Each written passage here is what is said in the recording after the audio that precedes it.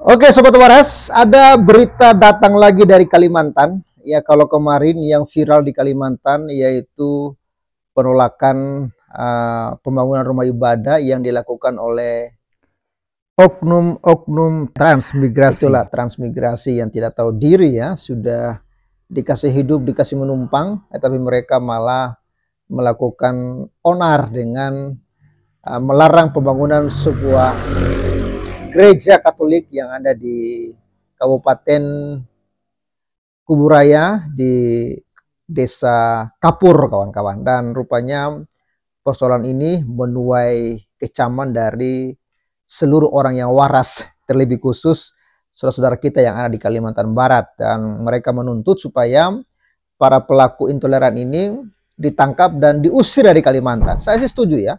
Pelaku-pelaku intoleran ini ya memang seharusnya diusir ya. Jangan biarkan mereka hidup berkeliaran di sana. Karena apa? Karena mereka itu penganut ajaran setan, penganut ideologi iblis. Jadi yang mereka imani, yang mereka percaya itu adalah ajaran iblis. Hati-hati ya, jangan-jangan Anda salah satunya pengikut ajaran iblis. Ciri-ciri pengikut ajaran iblis salah satunya tidak suka melihat orang yang beda keyakinan dengan mereka beribadah. Suka melarang pembangunan rumah ibadah, ya, suka membenci, suka membunuh, berharap dengan iming-iming kalau saya membunuh saya akan masuk surga. Itu pasti ajaran setan. Jangan sampai Anda ikut ajaran setan. Ya, dan dapat lagi kabar terbaru. Ini saya dapat dari Detik News. Saya akan bacakan bagi kita semua. Nanti saya akan taruh screen-nya di layar ini. Yaitu Densus 88 tangkap suami istri, ya suami istri ini terduga teroris di Kalimantan, tapi ini di Kalimantan Timur kawan-kawan. Wah, jangan-jangan mereka ini juga salah satu gerombolan-gerombolan transmigrasi. Mudah-mudahan tidak ya. Jadi berita yang saya temukan bahwa Densus 88 itu menangkap suami istri terduga teroris di Kalimantan Timur. Ya, rupanya para teroris ini sudah mulai masuk Kalimantan dan mereka akan selalu mengambil kesempatan dan mereka tuh punya mimpi bahwa seluruh Indonesia itu akan dikuasai oleh mereka. Mereka akan mengubah budaya Indonesia, budaya Kalimantan yang toleransi, budaya Kalimantan yang memiliki cinta kasih, cinta damai, akan dirubah menjadi ideologi teroris, kawan-kawan. Ya, ini beritanya dimuat hari Jumat minggu lalu ya, tanggal 18 Juli 2025. Saya akan bacakan beritanya ya. Sepasang suami istri, pasutri ini kawan-kawan, terduga teroris diamankan tim Densus 88 anti teroris ya, anti teror Mabes Polri di Berau, ini di Berau, Kalimantan Timur. Wah, kita ucapkan bravo dulu ya kepada Densus 88 ya. Lalu, jadi mereka ini adalah suami istri tersebut diamankan di sebuah rumah kontrakan. Hidup sudah susah, masih aja mau jadi teroris. Dan mereka ini rupanya punya modus. Mereka tuh pura-pura penjual gorengan, ya kan? Pura-pura penjual bakso. Itu mereka hati-hati tuh, ya. Padahal sebenarnya mereka itu teroris. Kasih Humas Polres Berau AKP Ngatijan membenarkan penangkapan tersebut. Ia menyebut pasutri itu diamankan di Jalan Milono, Kecamatan Tanjung Redep, Kabupaten Berau pada Kamis 17 bulan 7. Benar mengenai sepasang suami istri terduga teroris telah diamankan oleh tim Densus 88 pagi kemarin. Ucap Ngatijan, ya, dilansir dari Detik Kalimantan. Lalu Ngatijan menambahkan proses Polres Berau hanya memberikan bantuan pengamanan usai proses penangkapan keduanya. Kami hanya melakukan backup karena lokasinya berada di wilayah Berau, ujarnya. Lalu, Ngatijan juga menyebut Polres Berau belum mendapatkan laporan mengenai identitas pasutri tersebut. Namun, dugaan sementara keduanya bukan merupakan warga lokal Berau. Jadi emang hati-hati kawan-kawannya. Ternyata mereka itu bukan warga lokal. Artinya mereka itu bukan orang Kalimantan. Ya, jadi teroris ini bukan orang Kalimantan. Walaupun mereka ditangkap di Kalimantan. Ya siapa lagi gitu loh. Dan ya nggak mungkin lah ya ada orang Kalimantan asli yang berbudaya, beretika mau jadi teroris. Karena setahu saya, waktu saya di Kalimantan, tidak ada itu ya, ajaran di Kalimantan bahwa kalau engkau bunuh orang, engkau ke surga. Atau kalau engkau bom gereja, engkau ke surga. Itu dipastikan ajaran setan. Kalau engkau melarang izin pembangunan rumah ibadah, engkau ke surga. Itu yang pastinya ajaran setan. Hanya ajaran setan kawan-kawan. Yang mengajarkan orang untuk melarang pembangunan rumah ibadah. Ya, yang mengajarkan untuk intoleran. Dan hanya ajaran setan juga yang mengajarkan kebencian, seperti membenci orang kafir, ya, membenci orang Wahyudi, ya kan, membenci Israel. Hanya ajaran setan yang mengajarkan untuk membenci, berharap dengan kita melawan Israel kita akan masuk surga, ya. Anda dengan melawan Israel bahwa itu akan menjadi pintu surgamu. Waduh. Bagaimana ada Tuhan ya yang berkenan memasukkan orang seperti itu ke surga? Itu Tuhan atau setan itu, kawan-kawan, ya. Dan ya, jangankan gini kawan-kawan. Jangankan orang yang berbuat jahat membunuh. Orang yang sudah berbuat baik pun tidak mungkin masuk surga. Ini menurut iman saya, iman Kristen.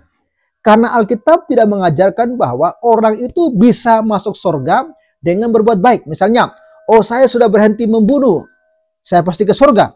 Tidak. Oh saya sudah berhenti mencuri, saya akan ke surga. Tidak. Alkitab tidak pernah mengajarkan bahwa dengan kita berhenti melakukan kejahatan, kita pasti ke surga. No. Inilah bedanya ajaran Kristus dengan ajaran dunia.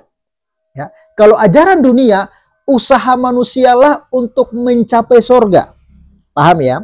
Tapi kalau ajaran surgawi, ya, bahwa Allah lah yang datang mencari manusia. Makanya Yesus berkata, bukan kamu yang mencari aku, tapi akulah. Bukan kamu yang memilih aku, tapi akulah yang memilih kamu. Karena manusia yang berdosa ini, sobat waras, tidak mungkin bisa mencapai surga. Dan surga tidak mungkin bisa disogok oleh amal ibadah kita. Surga tidak mungkin bisa disogok dengan kebaikan kita. Emangnya surga itu kurang apa lagi gitu? Surga itu sempurna. Berarti apa? Dengan segala usaha manusia, manusia tidak mungkin mencapai surga. Emangnya masuk polisi, ya kalau masuk polisi, dengar ya, katanya harus sogok, harus bayar ratusan juta. Termasuk katanya, kalau masuk tentara juga harus bayar. Kalau nggak bayar, nggak bisa masuk tentara. Saya nggak tahu apakah berita ini benar atau tidak. Lalu mungkin sobat waras bertanya, jadi Pak Pavel gimana dong supaya saya bisa ke surga? Sekali lagi, Anda tidak bisa ke surga dengan upayamu. Tetapi, puji Tuhan ada kabar baik. Tuhan mengasihi manusia. Dia tidak ingin makhluk ciptaannya yang sempurna, yang mulia itu akan binasa. Sehingga Allah sendiri yang berinisiatif ingin menyelamatkan kita. Dengan cara apa? Dia datang ke dunia melalui firman-Nya. Firman Allah yang telah menjadi daging. Dialah yang kita kenal dengan nama Yesus Kristus. Dialah yang datang ke dunia ini menjadi sama dengan kita. Dia bisa merasakan yang namanya lapar, dia bisa merasakan yang namanya sedih, dia bisa merasakan yang namanya pergumulan, bahkan dia juga bisa mengalami kematian. Kenapa? Karena dia datang benar-benar menjadi manusia sejati. Untuk apa dia jadi manusia? Karena dia ingin menyelamatkan manusia dari dosa-dosanya. Karena dari seluruh ciptaan Allah, hanya manusia ciptaan yang paling sempurna dan mulia. Bahkan diciptakan serupa segambar dengan Allah. Tetapi ketika manusia jatuh ke dalam dosa, maka manusia yang berdosa tidak layak di hadapan Allah. Namun Kasih Allah itu besar, melebihi pelanggaranmu, melebihi dosamu. Makanya dia mengutus firman-Nya yang hidup datang ke dunia menjadi sama dengan kita. Untuk apa? Untuk menyelamatkan kita, manusia berdosa. Lewat apa? Kematiannya di atas kayu salib, tetapi dia juga telah bangkit, menang atas maut, menang atas kematian, satu-satunya yang bangkit dari kematian dan hidup selama-lamanya. Hanya Yesus.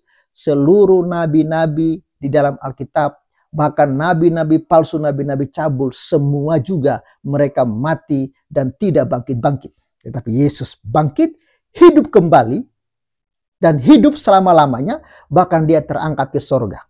Dia berkata, aku pergi ke sorga menyediakan tempat bagimu. Di mana aku berada, di situ pun kamu berada. Coba Anda cek, ada tidak satupun nabi di dalam Alkitab yang berani berkata demikian. Di dalam Alkitab ada 2 orang yang mendapatkan kasih karunia oleh Tuhan untuk bisa terangkat ke sorga, yaitu Henok dan Elia. Tetapi Henok dan Elia tidak pernah berkata, aku pergi ke sorga menyediakan tempat bagimu. Bahkan jangankan nabi-nabi dalam Alkitab, apalagi nabi-nabi cabul, nabi-nabi terkutuk, nabi-nabi palsu, ya, nabi-nabi tukang kawin. Tidak ada yang berani berkata, ya, bahwa aku pergi ke surga. Gimana mereka ke surga? Mereka mati kok. Kuburannya ada. Ya kan? Ya, karena Alkitab mengatakan bahwa setelah Yesus akan ada nabi-nabi palsu, itulah mereka yang ngaku-ngakunya nabi, padahal mereka adalah orang-orang berdosa, hina dan terkutuk, kawan-kawan. Oleh karena itu, kalau Anda mau selamat, Anda harus terima jalan yang diberikan oleh Allah. Jalannya hanya Yesus. Yesus berkata, akulah jalan dan kebenaran dan hidup. Tidak ada seorang pun yang datang kepada Bapa di surga kalau tidak melalui aku. Kalau saudara mau selamat, mau dosamu diampuni, mau dibebaskan dari dosa, kutuk, dan maut, Anda harus terima Yesus sebagai Tuhan dan Juru Selamat.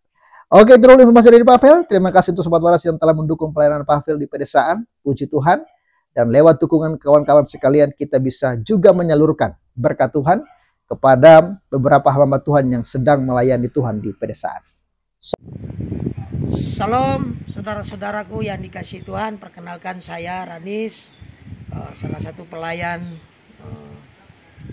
gereja di pedalaman Sumba Timur dari GBI Laiwunga.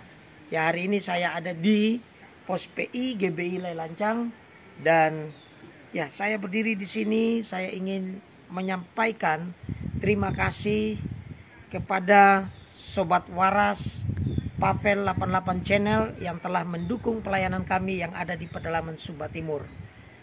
Saya bersama dengan jemaat terus berdoa supaya channel ini dipakai Tuhan untuk menyatakan kemuliaan nama Tuhan bagi siapapun yang mendengar atau mengikuti channel ini. Dan karena itu dukung kami di dalam doa supaya kami juga di Sumba Timur, ada di pedalaman Sumba Timur ini terus bertumbuh di dalam Tuhan, dan kami yang melayani di pedalaman semakin militan untuk kemuliaan nama Tuhan. Salam waras and God bless you.